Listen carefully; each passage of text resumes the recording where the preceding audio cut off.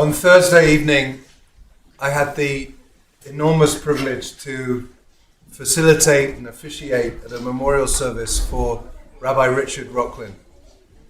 Many of us here knew him. Not everybody would have known him, but he was a real presence here over the years, and he was a great friend and a mentor and a supporter of me.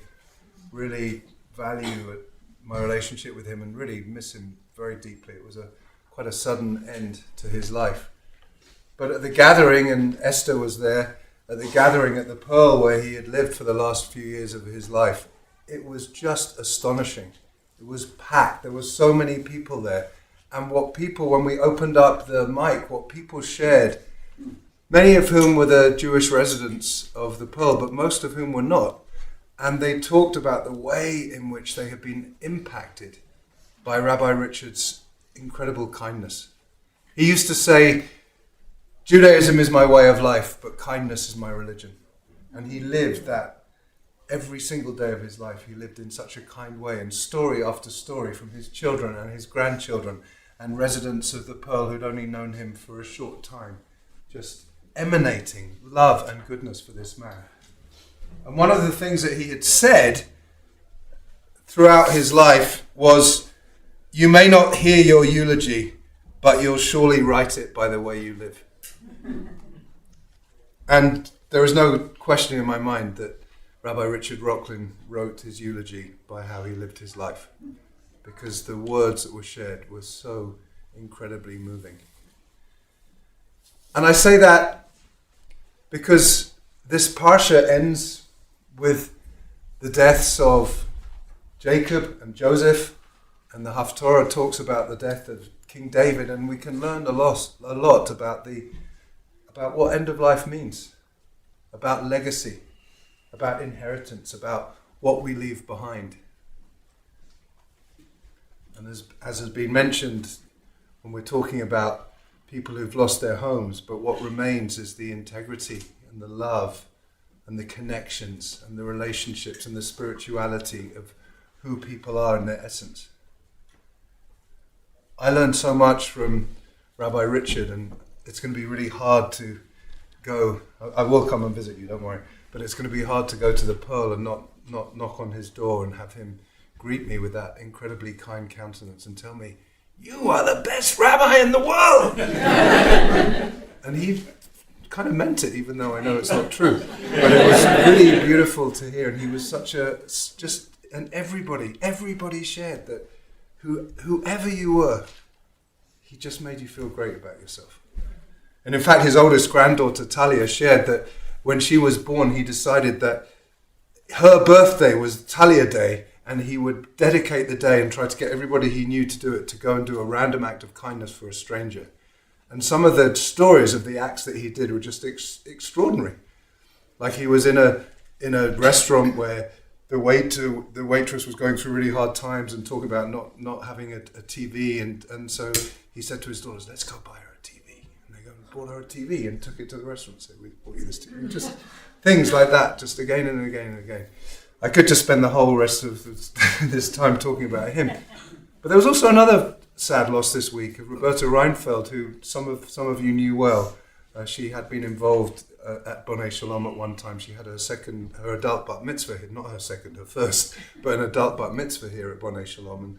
And a lot of us got to know her well. And again, at her funeral, I was privileged to be able to participate a little bit in that funeral too. Again, her children, her grandchildren, her niece, her close friends, just again and again stories of how they were made to feel in the presence of this woman.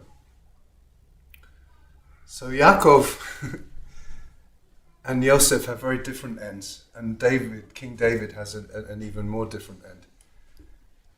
So I just want to talk a little bit about them and the contrasting ways in which we are left after the end of the book of Genesis. There's something about just the gathering of people. All of the children, all of the grandchildren were gathered around Yaakov, and you can imagine him sort of in his weak, dying state, putting his hands on the heads of his grandchildren and blessing them, and blessing them, and blessing the sons, although as I said earlier, some of those blessings are not really blessings, they seem to be just holding up a mirror of like who they have been in their life and how they might transform into being better people. But then when he dies, just the honouring of him, the elaborate nature of that funeral, the pouring out of emotion. It says Joseph fell on his body and wept. They all wept. There was like everyone in Egypt saw this sort of funeral procession and said, wow, this must be the funeral of someone really important. Like, look at this. It's really heavy. And they named the place Avel Mitzrayim, the mourner of Israel, like named after, because of that funeral procession. And then as I hinted at earlier, like when he's actually died, immediately the energy shifts and the brothers say, oh, he's died. Now what's going to happen? And there's this very extraordinary phrase that says, Lu yistaneni Yosef. What if Joseph now is going to actually take revenge? Now that he's gone, what if Joseph is actually going to be so mad for what we did? We sold him into slavery. We left him for dead. Like, how can he not have feelings about that? And now our dad's not here to protect us. Like, what's going to happen? What's so interesting is that word lu, the little word, lamed vav, lu.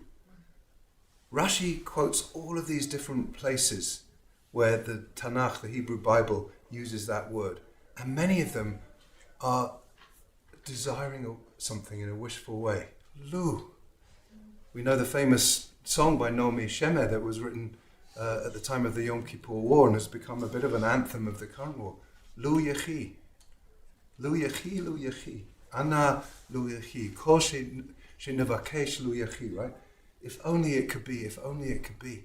And there's just this extraordinary way, and Dr. Aviva Zornberg suggests that actually the brothers are not saying, oh no, what if he wants revenge? They're saying, if only he would show some emotion. If only he would actually fess up to what he's really feeling in retaliation for what we did to him. We'd have a conversation. But like they're like, Lu, he's done it, like if only. I, for many years, have thought that's the true kind of emotional reading of the text, and that there was something not authentic about the capacity to forgive that Joseph had. But I'd read it differently this year, because if you look at Joseph's response, it's really interesting. The brothers say, Avadim, we are your servants. And you imagine them all bowing down to him. Well, guess what? 22 plus 7, many years before, he had a dream in which his 11 brothers were bowing down to him, right? And suddenly here is the fulfillment of the dream, and he's like, no, I don't want this. There is something that he has really matured and grown. And he's sort of put the brothers through enough of a challenge with all of the different ways in which he tested them that he really has, I think, moved on to the point. And then what's his response? He says, Hatachat Elohim ani anochi? Am I in the place of God? Like, yes, you intended bad to me, but God transformed it into goodness. And actually, everything that happened was meant to happen. Yes, it was painful. Yes, you were despicable, horrific brothers who did like shameful things to me, but like, I've moved on. Let's all move on, right? And there is a way in which that is such a powerful lesson, because many, many years ago when I was first a rabbi and dealing with some painful death and dying for the first time, Reb Zalman of blessed memory said to me, there are two things that the neshama will always be able to hear at the end of life, even if you feel that someone has no capacity to hear.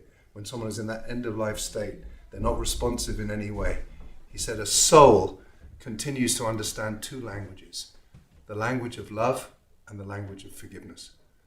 And whenever I am around family members of a dying loved one, I always say in Reb Zalman's name that, and I invite them to say over and over again, to express their love, to express the fact that they have forgiven them, and to ask for forgiveness where it's appropriate.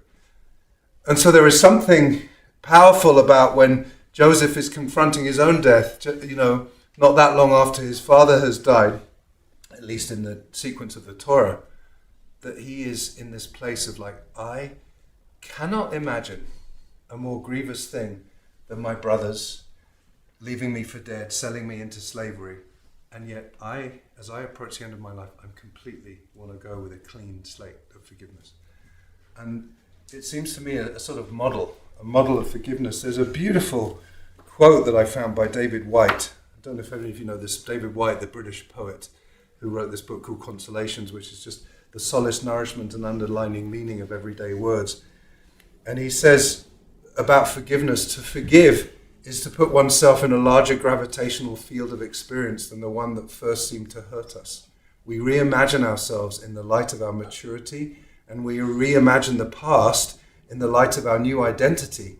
We allow ourselves to be gifted by a story larger than the story that first hurt us and left us bereft.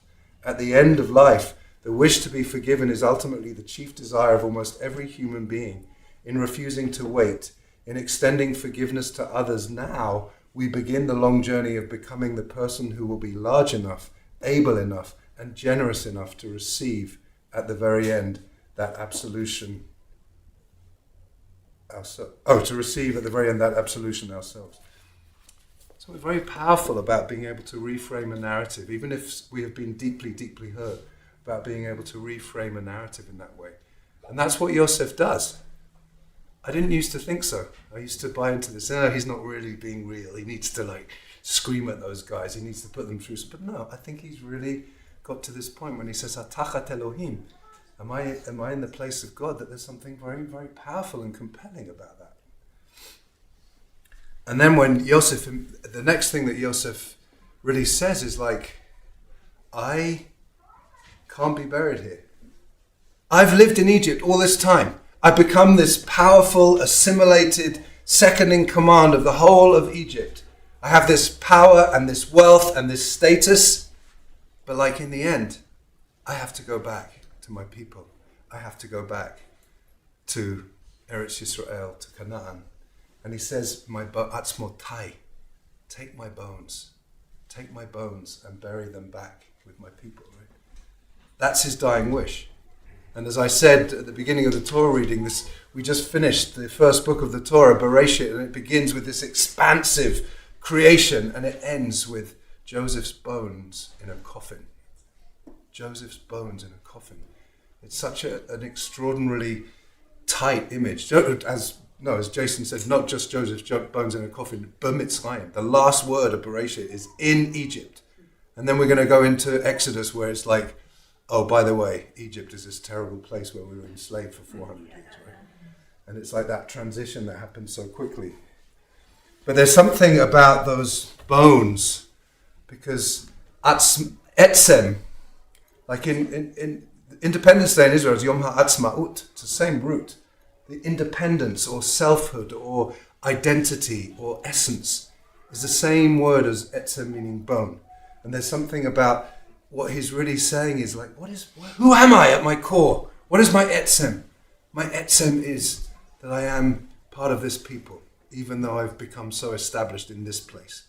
And so in a way, it's got a lot about the power of identity and our different identities and what is our real identity.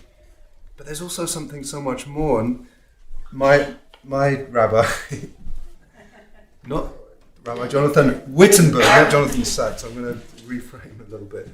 There's this incredibly powerful way in which he compares because the Hebrew uses the word aron for the coffin that Joseph is in. And my Rabbi Jonathan Wittenberg talks about Aron HaKodesh, the ark that holds the covenant, and the Aron that holds Joseph's body. These two very different but very similar concepts. And this idea that as we continue our journey, as the Israelites continue their journey through slavery, through the Exodus, through eventually entering into the land of Israel, they carry with them the covenant, which is kind of the ways in which God speaks to us, but they also carry the essence of the narratives. They carry the stories. They carry the story of Joseph. They carry the story of someone who was able to say, Hatachat Elohim Anochi. Am I in the place of God? They carry the tribal narratives of this man. And the way Rabbi Wittenberg expresses this, he says, these two aranot, Joseph's coffin and the ark with God's word, carried by the children of Israel on their long pilgrimage through the desert, travel with us to this day. They could be scarcely more different. yet they belong closely together. We listen out for God through the stories of our ancestors, and God's voice leads us back to our ancestors' stories. The origins are even connected. Creation unfolds when God's spirit hovers over the void, and our narratives develop when our ancestors' spirits rest upon us, helping us to distinguish between the light and the dark, the dry land and the dangerous waters across and between which we have to pass. Meanwhile, we must bide our time. Joseph lies dead in Egypt, submerged beneath the waters of the Nile, beside which his descendants serve out their time as slaves. Destiny is delayed. There is much in the meantime to be endured. There's something so powerful about the image of those bones.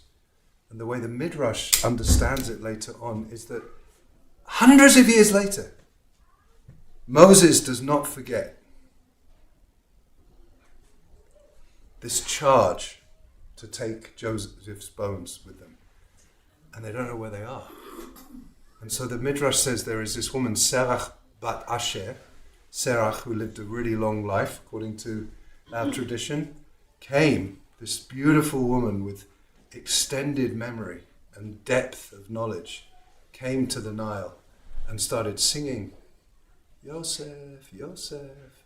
And Moshe was like, Yosef, Yosef. And then their coffin came out of the Nile and they carried him as they were going through the Exodus. They carried him across the Red Sea. They carried him into the land of Israel. Right? Something so powerful, but the bones have always been there. The essence of our ancestors. I am always so moved by what people share when they're remembering loved ones. And like the essence of all the people that we have loved, all the people who have gone, all the people who have left legacies for us. They're in us. They become like the bones. Their bones become our bones. Their stories become our stories. Their narratives become our narratives.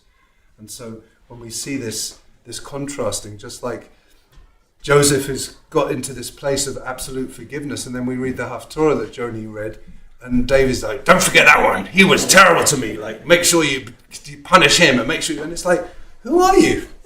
Like, it's so radically different, right? So radically different. But you know, David Brooks, in that book called, I don't remember what the book was called, but he talks in the first chapter about Adam 1 and Adam 2, based on the teaching by Rabbi Soloveitchik. And he talks about resume qualities and eulogy qualities, right? He talks about the kinds of qualities you want to have in a resume and the kind of qualities you want to have in a eulogy. And it's like, we're talking about eulogies.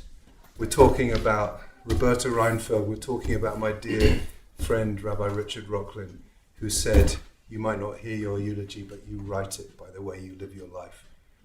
And so we are heirs to extraordinary tradition. We're heirs to beautiful ancestors who are no longer with us, and yet we carry their bones with us. We carry their bones with us through the rest of their lives. And in the way we live our lives, and what people were saying over and over again, some of the residents of the Pearl, right, Esther was saying like, the only way we can honor this man's memory is to, like him, do an act of love and kindness every single day, to think about the ways in which we can bring love and kindness into the world. And so there's this idea that we remember, how do we remember and honor our loved ones? We carry their stories with us, we carry their legacies with us, but it's not enough just to carry their legacies with us. If they really inspired us through the way they live their lives, then they inspire us to live our lives in a similar way, so that we can, when we reach the end of our lives, may we all live to 120, that we are surrounded by loved ones, that we have a fully clean slate, we're able to forgive and be forgiven in all the ways, we're able to continue to express our love and to receive the love expressed by others.